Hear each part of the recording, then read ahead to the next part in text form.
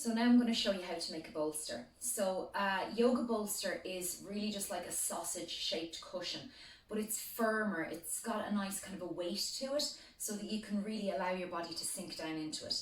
Now I've seen people making it out of cushions and pillows, but I like to make it out of a towel because towels are a little bit heavier. So I've just taken a bath towel and rolled it up.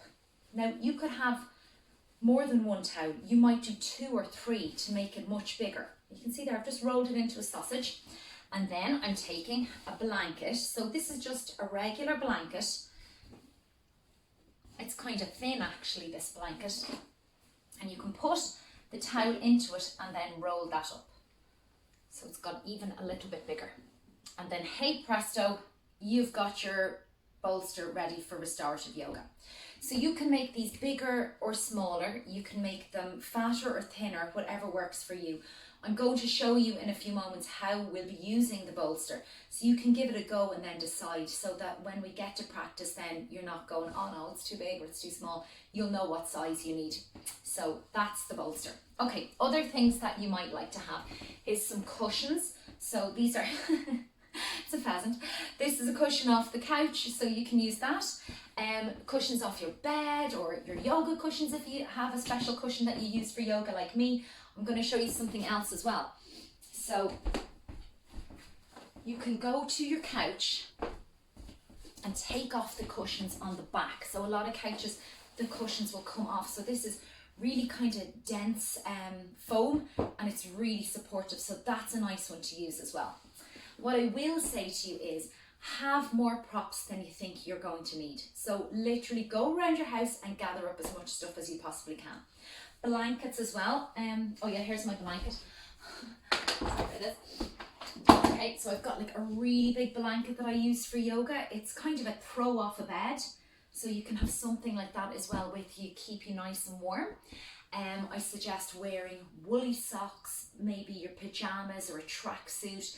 Try to avoid things with buckles and belts and like underwired bras and things. Just wear something soft so that you're really, really comfortable during the practice.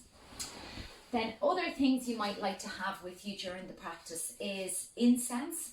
So I know it's not available to everybody at the moment. Some local shops do sell it. So if you are going out, or if you know someone is going out, you could ask them to pick you up some, but you don't have to have it. You can also use scented candles. So, you know, you look around your house, I'm sure you've got something. Tea lights. So, you know, these little guys, they're nice as well. I would say though, be really, really careful when you're lighting candles at restorative yoga.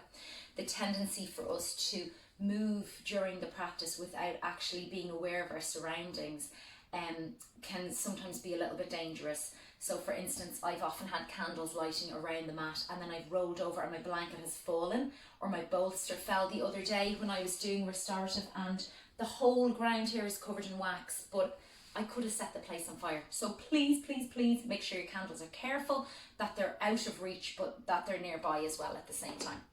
Okay, other things you might like, I've got like an essential oil type rub.